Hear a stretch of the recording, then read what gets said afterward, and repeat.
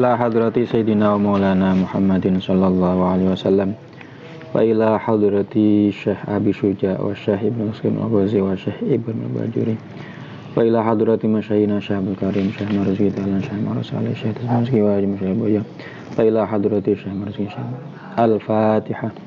A'udzu billahi minasyaitonir rajim. Bismillahirrahmanirrahim. Alhamdulillahirabbil alamin arrahmanir rahim maliki yaumiddin. Iyyaka na'budu wa iyyaka nasta'in ihdinas siratal mustaqim siratal ladzina an'amta 'alaihim ghairil maghdubi 'alaihim waladdallin amin. Bismillahirrahmanirrahim. Alhamdulillahirabbil alamin. Allahumma shalli wa sallim wa barik ala sayyidina Muhammad wa ala alihi wa sahbihi ajma'in. Jazallahu anna sayyidina Muhammadan sallallahu alaihi wasallam ma huwa ahlu. Qala al-musannifu rahimahullahu ta'ala wa nafa'ana bihi wa bi ulumihi fid dharaini amin. Wasalitsu utawi kang kaping 3 iku takbiratul ihrami, takbiratul ihram.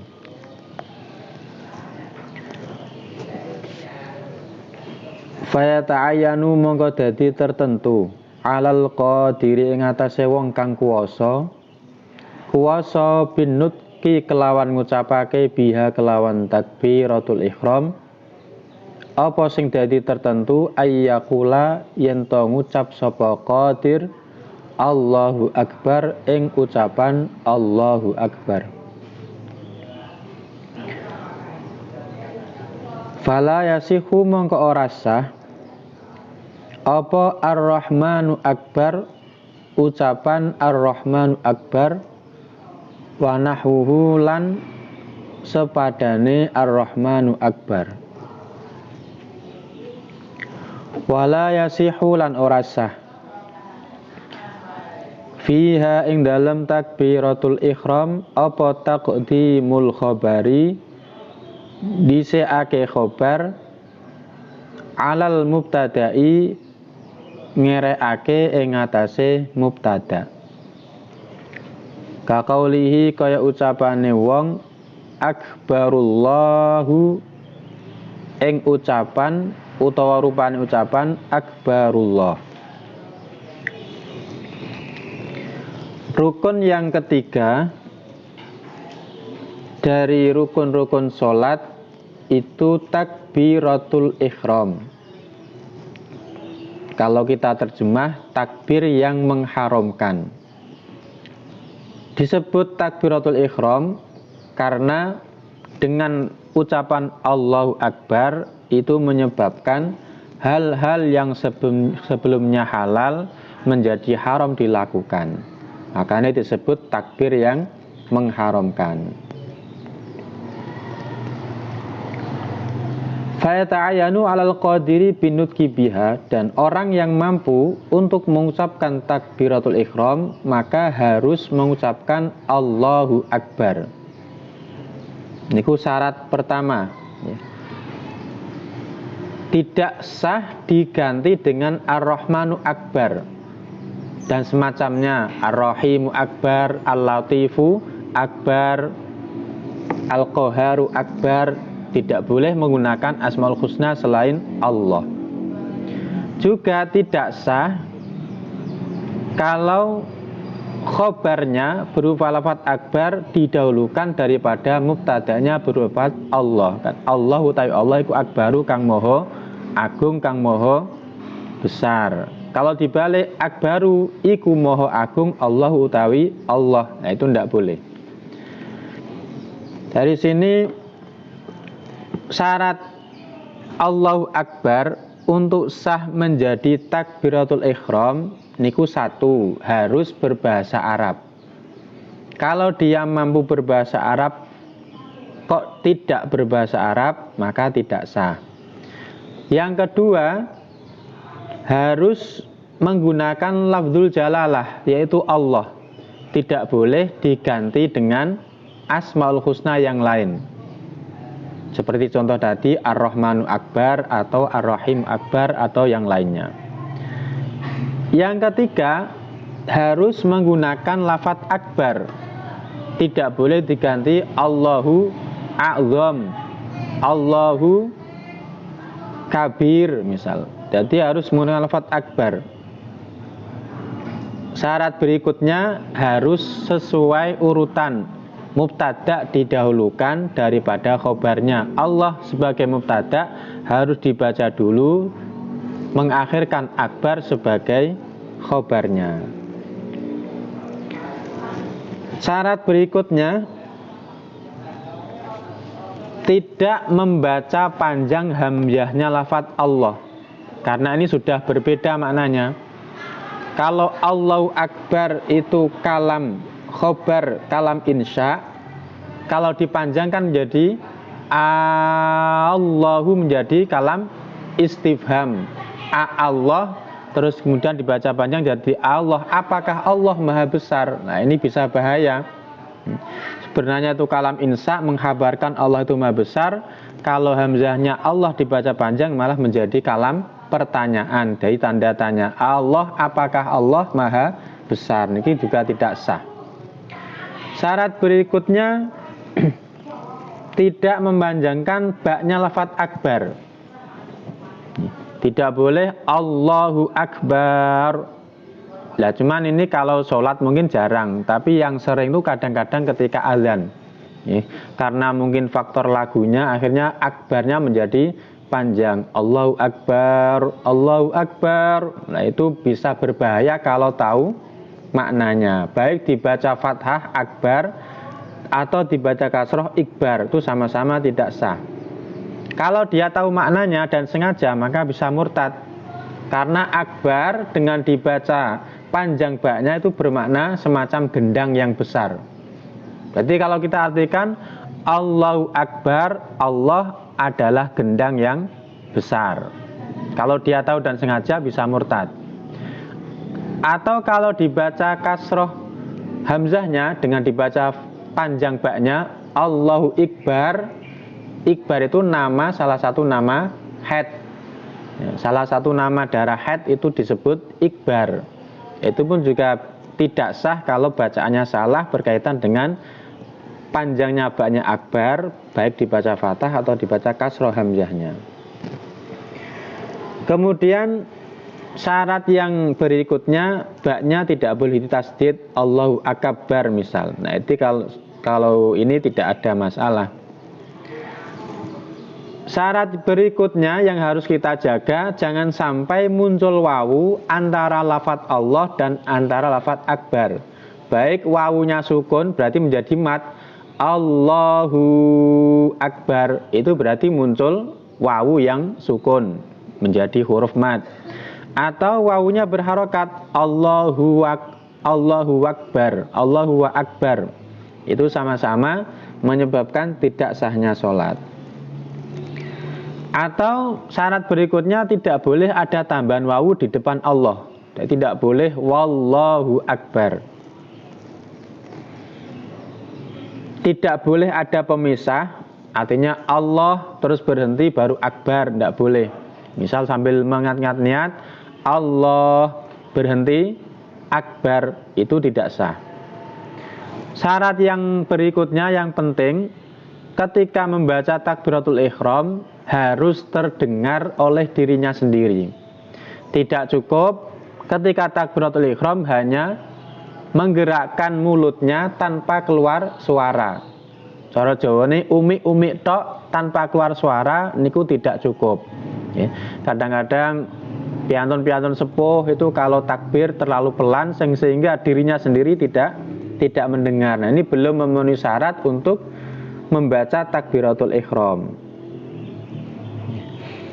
Terus kalau posisinya makmum, syaratnya ada tambahan syarat. Kalau dia sebagai makmum, maka takbiratul ihram harus setelah selesai roknya takbiratul ihramnya imam. Jadi imam selesai Allahu Akbar, baru makmum takbir Allahu Akbar.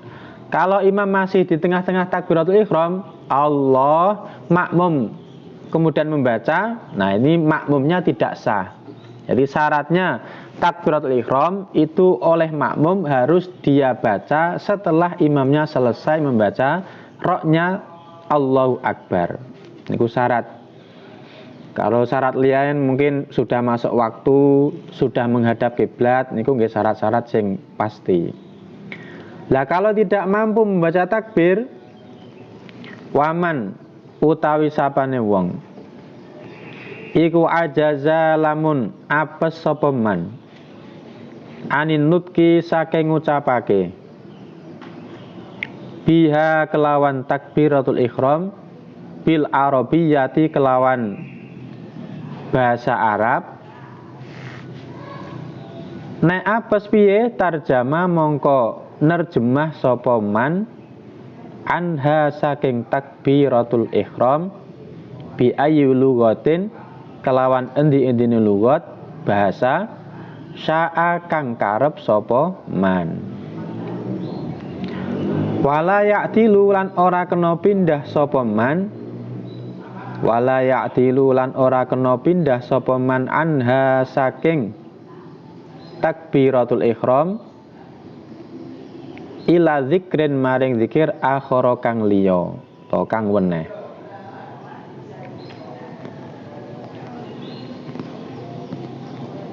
Niki pendapat sing muktamad nggih. Jadi ketika ada orang itu tidak mampu membaca Allahu Akbar dengan bahasa Arab, maka pilihan dia tidak boleh berpindah ke zikir yang lain. Niki seandainya dia belum mampu membaca Allahu Akbar, tapi mampu membaca Subhanallah, mampu membaca Alhamdulillah. Ini tidak bisa menjadi pengganti lafadz Allahu Akbar. Nah terus gimana? Kalau dia tidak mampu membaca Allahu Akbar dengan bahasa Arab, maka sebagai gantinya adalah dia boleh menterjemah Allahu Akbar dengan bahasa manapun. Bahasa Indonesia Allah Maha Besar, sah. Bahasa Jawa Allah Maha Ageng, sah. Atau bahasa Madura, bahasa Sunda, terserah. Pokoknya terjemah dari Allahu Akbar. Ini kalau menurut pendapat muktamad. Tapi ada ulama, yaitu Syekh Ali Shibro Malisi, itu beliau berpendapat kalau dia tidak mampu membaca Allahu Akbar, maka dia bisa berganti ke zikir yang lain. Misal Alhamdulillah atau misal Subhanallah kalau mampu. Lah kalau sama-sama tidak mampu baru diterjemah. Tapi kalau menurut pendapat yang muktamad, sekali tidak mampu mengucapkan Allahu Akbar bahasa Arab, maka langsung diganti dengan terjemahannya.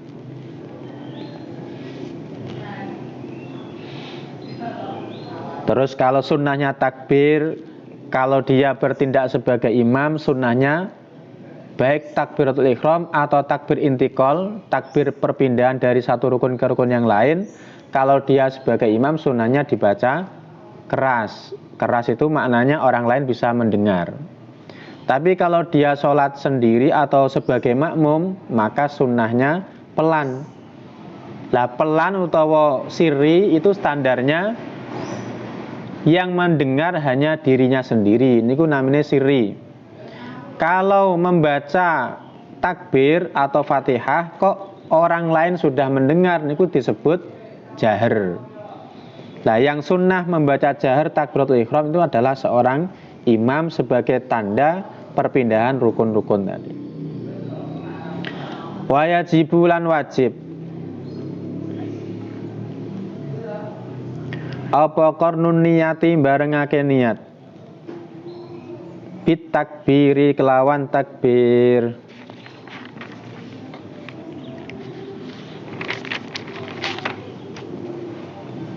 Wajib membersamakan niat. Jadi wajib barengke niat dengan takbiratul ihram.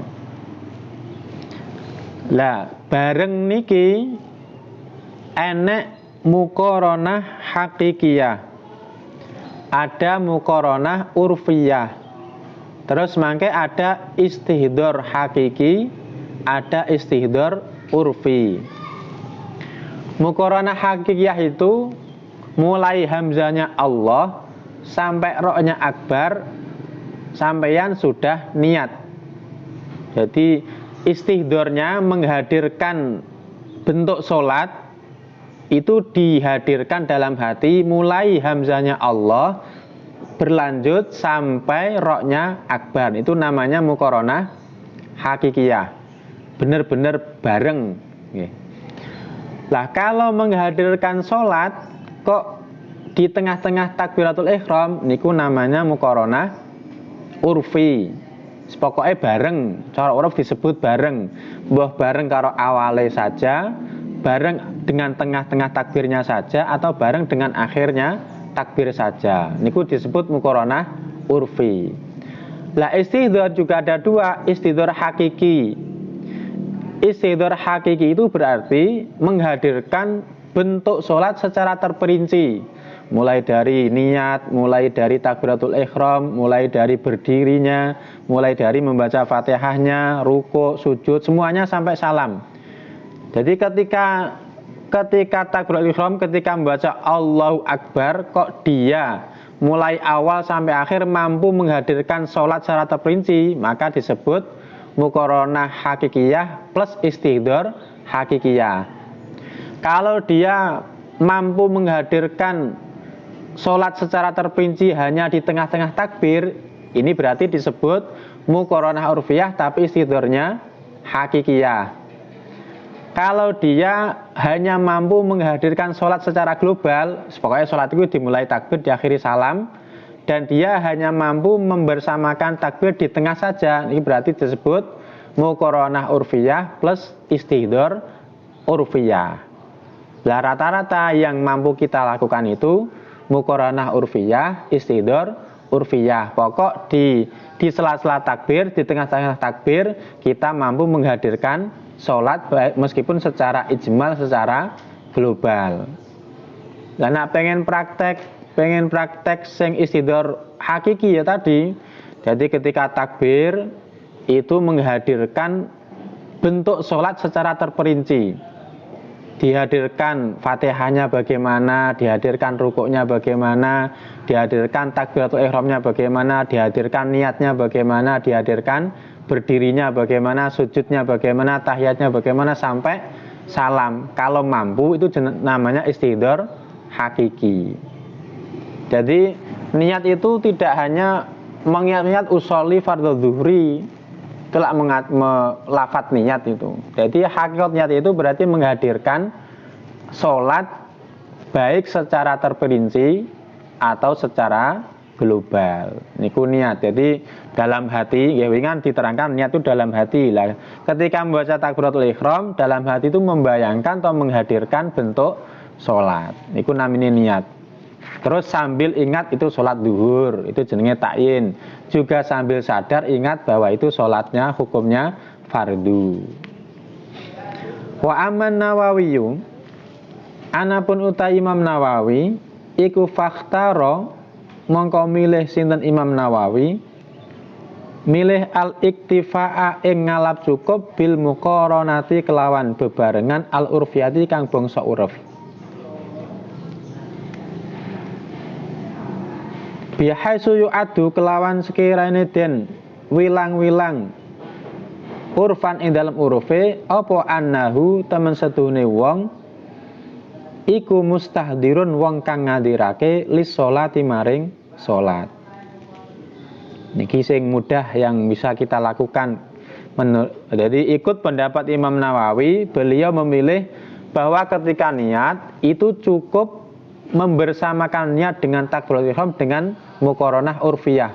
Pokok cara uruf itu wis dianggap bareng. Baik di awal takbir atau di tengah takbir atau di akhir takbir. Pokok pas takbir dia sudah niat. Terus kemudian istidharnya cukup dengan istidhar urfi, yaitu dia sadar bahwa dia itu sholat zuhur. Sholat zuhur itu 4 rakaat, dimulai dari takbiratul ihram, diakhiri salam, ada rukuk sebagainya. Ini pun cukup. Jadi kalau nanti terlalu memaksakan muqaronah hakikiyah atau istidhar urfi, nanti malah jadi was-was. Jadi was-was yang akhirnya takbirnya di bulan baleni diulang-ulang Allahu Akbar. Was-was balik meneh Allahu Akbar. Lah model wong sing takbir berulang-ulang ini usah napa tidak? Kalau dia niatnya takbiratul ihram semua, maka dengan dia takbiratul ihram kedua berarti batal. Berarti dia keluar dengan takbir genap, masuk dengan takbir ganjil. Kan takbir pertama sah, kemudian dia takbir kedua berarti membatalkan yang pertama. Takbir ketiga berarti sah lagi. Takbir keempat batal maneh. Pokoknya seperti itu terus. Ya, kalau memang semuanya diniati takbiratul ihram. Warabi'u utawi kang kaping 4 iku qiraatul Fatihati maca Fatihah au badaliha utawa maca gantine Fatihah liman kedue wong la yahfadzuha kang ora apal sapa man ha ing Fatihah. Fardhon iku fardu kanat ana apa salatu salat au naflan utawa salat sunnah. Wa bismillahirrahmanirrahim utawi lafat bismillahirrahmanirrahim iku ayatun ayat siji minha saking Fatihah kamilatan hale kang sempurna. Satu ayat sempurna. Waman utawi sapane wong iku asqata lamun gugurake sapa man minal Fatihati saking Fatihah gugurake harfan ing sak huruf au tasydidatan utawa sak tasydid au abdala utawa ganti sapa man harfan ing sak huruf minha saking Fatihah ganti bi harfin kelawan huruf liya man askata kabeh wau lam tasiha mongko ora sah apa qiraatu wacane man lam tasiha mongko ora sah apa qiraatuhu wacane man merembet wala sholatuhu lan ora sholate man wala sholatuhu lan ora sholate man inta ammada lamun jarak sapa man inta ammada lamun jarak sapa man wa ilalan lamun ora ta'ammada wa ilalan lamun ora ta'ammada wajaba mongko wajib alaihi ing atase man apa i'adatul qiraati baleni bacaan baleni maca. Rukun yang keempat adalah membaca Fatihah.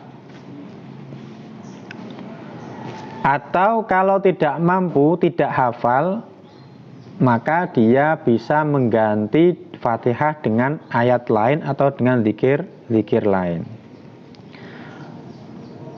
Lah membaca Fatihah niki baik dengan cara hafalan, kalau memang dia sudah hafal, atau dengan cara dituntun.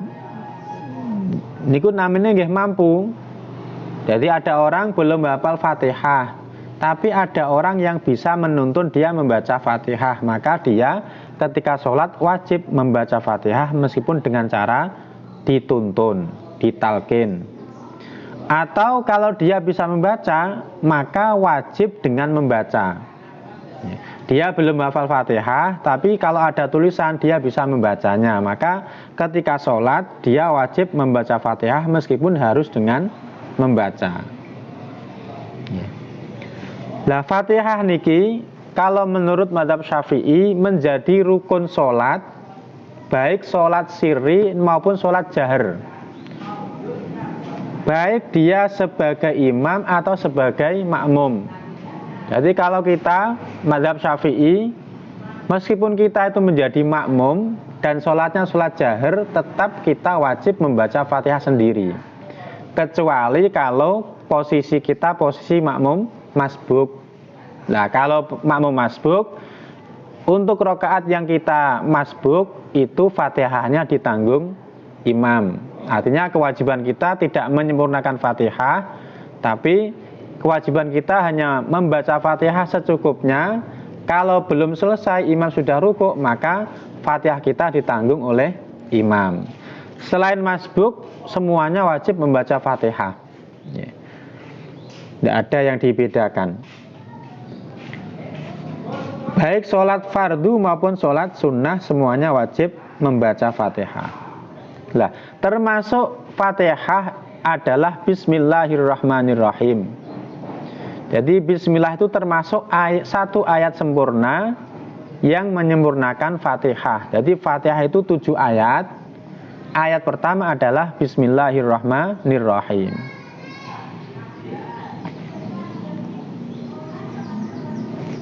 Nah, kalau ada orang membaca Fatihah, kemudian dia menghilangkan satu huruf atau menghilangkan tasdidnya Fatihah, atau dia mengganti huruf dari huruf-huruf Fatihah, maka semuanya itu menyebabkan bacaan Fatihahnya tidak sah. Jadi semisal ada orang membaca tasdid huruf-huruf yang tidak bertasdid, atau menghilangkan tasdid huruf-huruf yang seharusnya bertasdid. Contohnya iyyaka na'budu wa iyyaka nasta'in. Ya-nya kan harus ditasdid. Kok tasdidnya ya hilang, maka ini bacaannya batal. Pertama bacaannya dulu, sholatnya belum batal, bacaannya batal. Kalau dia mau mengulangi bacaannya yang benar, maka sholatnya tidak ikut batal. Tapi kalau dia sengaja, dia tahu bahwa bacaannya salah, iyyaka na'budu tidak diberi tasdid, tapi dia sengaja rukuk, padahal dia tahu Fatihahnya salah, maka di samping bacaannya batal, sholatnya pun ikut batal. Jadi dengan kesalahan bacaan itu belum tentu membatalkan sholat. Kalau dia mau mengulangi bacaannya, maka sholatnya tidak jadi batal. Tapi kalau dia tidak mau mengulangi dan dia tahu ada kesalahan, maka merembet ke batalnya sholat. Atau dia menggugurkan wawu iyyaka na'budu iyyaka nasta'in, padahal adanya wawu iyyaka na'budu wa iyyaka nasta'in. Ini pun juga bisa membatalkan bacaan yang nanti bisa berakibat batalnya sholat. Bahkan kalau menghilangkan tasdidnya iyyaka itu bisa berbahaya. Kalau dia tahu dan sengaja bisa murtad, karena iyyaka, kalau kita baca iyyaka tanpa tasdid itu maknanya dha'us syamsi, sinar matahari. Berarti kalau kita artikan iyyaka na'budu, pada sinar matahari kita menyembah, wa iyyaka nasta'in, dan pada sinar matahari kita minta pertolongan. Kalau dia tahu bahwa iyyaka tanpa ditasdid maknanya itu dha'us syamsi, tetap dibaca, maka dia bisa murtad. Karena dia berarti menyembah sinarnya matahari, minta tolong sinarnya matahari. Kalau dibalik bagaimana? Huruf-huruf yang tidak ada tasdidnya, tapi dibaca ada tasdidnya. Contohnya Ar-Rahmanir-Rahim. Jadi haknya kan sebenarnya tidak ada tasdidnya, tapi mungkin karena sudah tua atau karena belum belajar, akhirnya haknya diberi tasdid. Ar-Rahmanir-Rahim. Ini tidak membatalkan sholat, tapi dianggap bacaannya buruk. Jadi kalau dibalik, mentasdid huruf yang tidak ada tasdidnya itu tidak sampai membatalkan sholat, meskipun itu dianggap bacaan yang buruk. Tapi kalau menghilangkan tasdid, huruf-huruf yang bertasdid, itu bisa membatalkan sholat. Wajibulan wajib apa tartibuha, ngurut-ngurutake Fatihah, bi ayya qira'a kawan gambare yen to maca sapa wong ayatiha ing pira-pira ayate Fatihah, jamak muannats salim, ayatiha ing pira-pira ayate Fatihah ala nadmiha ing atase runtute Fatihah al ma'rufi kang den kenal. Nggih, kudu tertib niki maklum, tidak boleh diloncat-loncat seperti tahiyat. Nah, tahiyat boleh diloncat-loncat, tapi kalau Fatihah harus tertib. Wajibu lan wajib aidon kelawan maneh apa muwalatuha nuli-nuline Fatihah bi ayasila kelawan gambare ento nyambung to nepung sapa wong ba'da kalimatiha ing sebagiane pira-pira kalimate Fatihah bi ba'din kelawan sebagian kang weneh min ghairi faslin saking tanpa pemisah ila biqadri tanafusi kejaba kelawan kadar ambekan.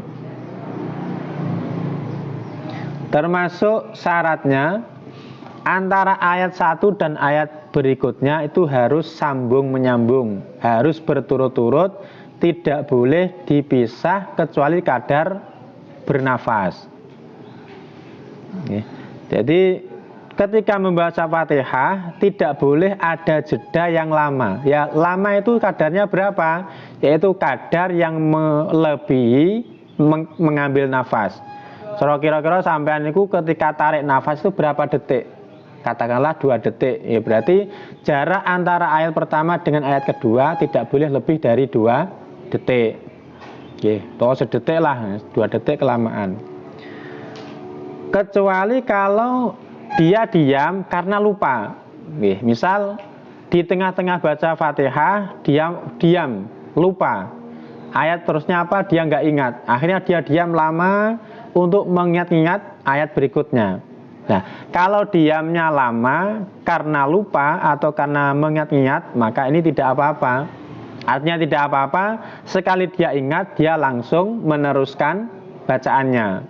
Misal sampai ayat keempat dia lupa. Diingat-ingat, agak lama baru ingat. Ketika ingat dia langsung membaca ayat yang ke-5. Tapi kalau tidak ada alasan dia berhenti, maka dia harus mengulangi dari awal. Karena dengan dia berhenti tanpa ada alasan itu berarti sudah mutus mualah, sudah memutus syarat harus berturut-turut. Fa in takhallala mongkala menyela-nyelani apa zikru zikir baina muwalatiha ing dalam antarane nuli-nuline Fatihah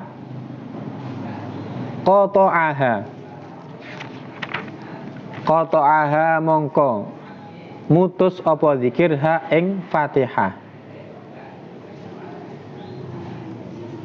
illa ayyata allaqa kejaba yen to hubungan illa ayyata allaqa kejaba yen to hubungan apa zikru zikir bimaslahati sholati kelawan kemaslahatane sholat. Contohnya sing berhubungan karo kemaslahatan sholat kata minil makmumi kaya olahe maca amine makmum, kata minil makmumi kaya olahe maca amine makmum fi asna'i fatihatihi ing dalem tengah-tengah fatihai makmum, ing dalem tengah-tengah fatihai makmum maca amin li qiraati imamihi krana wacane imame makmum. Fa innahu mongko setuhune takmin iku layak ta'u ora mutus apa takmin al muwalata ing nuli-nuli. Sehingga karena syaratnya membaca Fatihah itu harus berturut-turut, kok sampai ada zikir lain yang menyela-nyelai bacaan Fatihah, maka zikir tersebut dianggap memutus mualah, dianggap memutus keberlangsungan Fatihah. Contoh, ada orang sholat, ya, di tengah-tengah sholat dia bersin. Lah kalau bersin kan sunnah membaca tahmid alhamdulillah. Lah bacaan alhamdulillah di tengah-tengah Fatihah karena dia bersin itu dianggap bacaan yang lain, tidak ada hubungannya dengan sholat. Misal kita kan iyyaka na'budu wa iyyaka nasta'in, dia bersin terus baca alhamdulillah, maka dia wajib memulai Fatihah dari awal. Karena kalau dia langsung teruskan ihdinas shiratal mustaqim, berarti antara iyyaka dengan ihdina sudah terputus dengan zikir lain, yaitu bacaan alhamdulillah sebab bersin.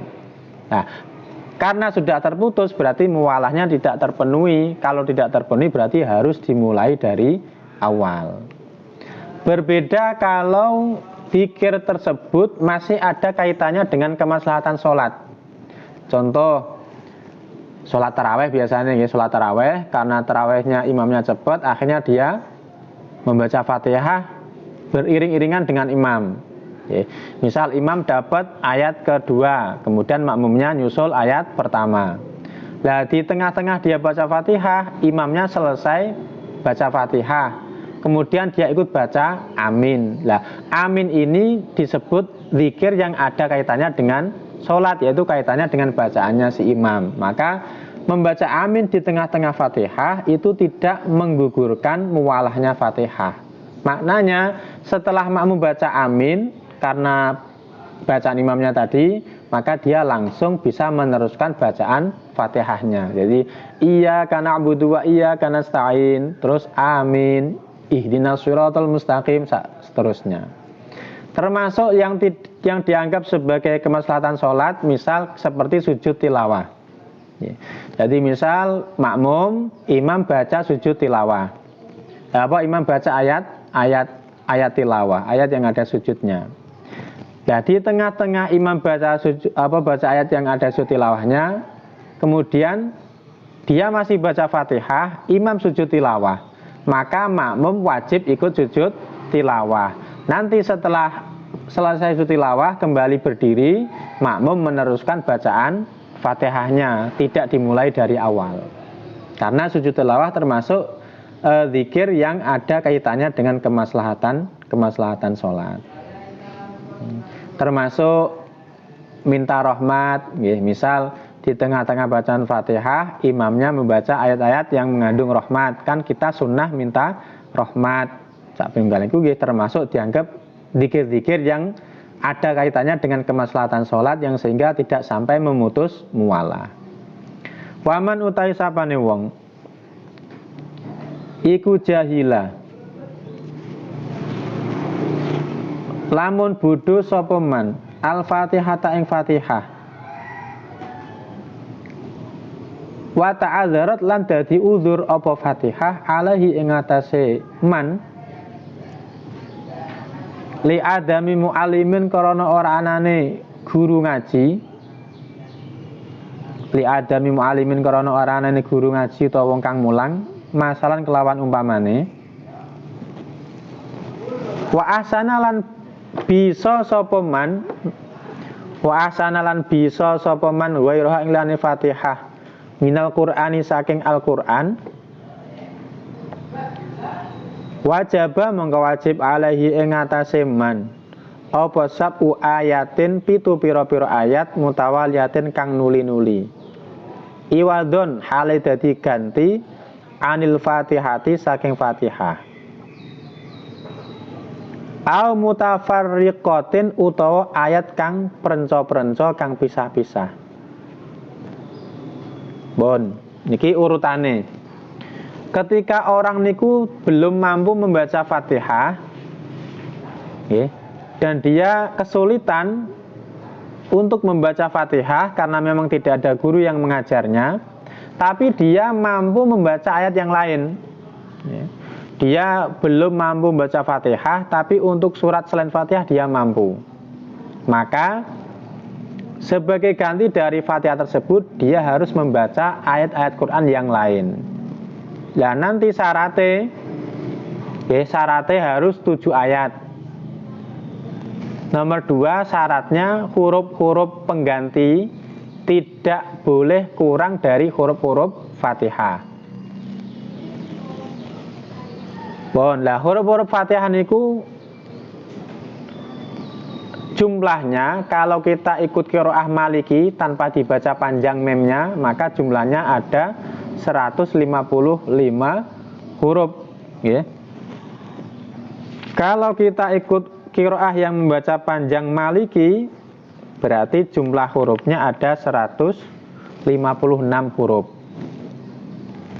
Ya, misal contoh, kita belum bisa baca Fatihah, tapi baca surat, misal suratnya aja 7 ayat. Ya, contoh surat yang 7 ayat, misal surat Al-Ma'un, ya, ara'aital ladzi yukadzibu biddin, saat terusnya kan 7 ayat. Berarti wis cukup, wis memenuhi syarat. Ya, sama-sama 7 ayat. Cuman surat Al-Ma'un itu hurufnya tidak ada 156. Dia hurufnya jumlahnya 112. Nah, untuk mencapai 156 sejumlah Fatihah, berarti surat Al-Ma'un harus diulangi. Diulangi sekali, berarti 2 kali. Nanti sudah lebih.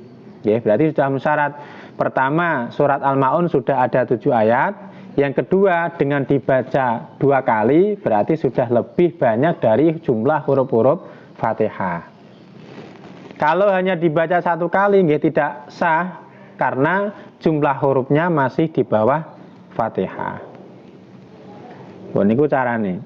Lah kalau dia Fatihah tidak mampu, apa meneh ayat-ayat Quran yang lain lebih tidak mampu, fain ajaza mongkelamun apes sapa wong anil Qur'ani saking Quran, ata mongko nekaake sapa wong bizikrin kelawan zikir, badalan halid dadi ganti anha saking Fatihah, bihaitsula yang kusu kelawan sekirane ora kurang apa zikir an hurufiha saking pira-pira hurufe Fatihah. Kalau Fatihah tidak mampu, diganti ayat Quran yang lain. Kalau ayat Quran yang lain tidak mampu, diganti zikir. Lah, zikir niki juga harus 7 rupa. Karena Fatihah 7 ayat, berarti zikirnya harus 7 macam zikir. Nah, dan berikut dicontohkan subhanallah walhamdulillah 2, wala ilaha illallah 3, wallahu akbar 4, wala haula wala quwata illa billahil azim 5, tambah masya Allah 6, wa malam yasha lam yakun 7. Nah, niku diulang-ulang sampai kira-kira jumlah hurufnya ada 156 huruf. Dihitung ini, niku dihitung sendiri berapa huruf. Misal kok ini ada 50 huruf, misal berarti harus diulang minimal 4 kali. Ya. Di subhanallah, walhamdulillah, wala ilaha illallah, wallahu akbar, terus sampai 5 kali. Nah, itu sudah memenuhi syarat 7 rupa, 7 macam zikir. Nomor 2, memenuhi syarat minimal hurufnya tidak boleh kurang dari huruf-huruf Fatihah. Kalau lebih boleh, kalau yang kurang yang tidak boleh.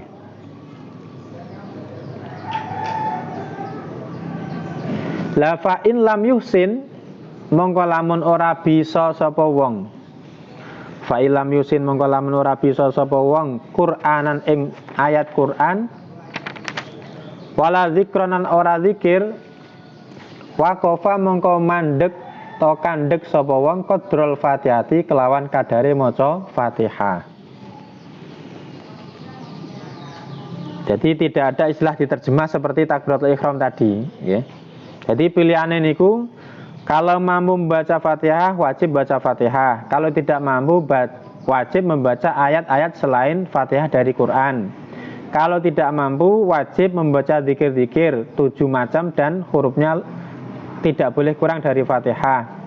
Kalau masih tidak mampu, Fatihah tidak mampu, Quran lain tidak mampu, zikir tidak mampu, maka dia wajib berdiri kadar membaca Fatihah.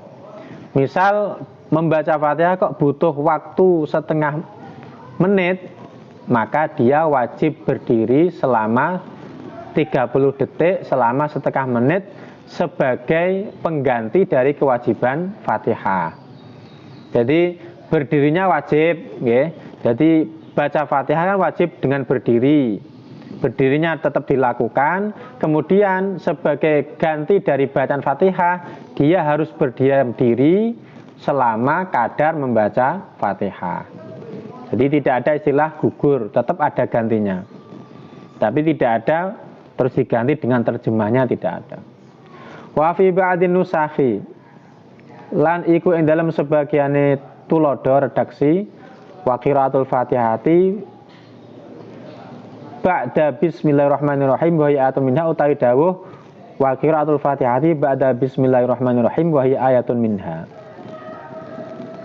Wa qiraatul Fatihati lan maca Fatihah bi'addi nggih, bi'addi bismillahirrahmanirrahim kelawan milang-milang bismillahirrahmanirrahim.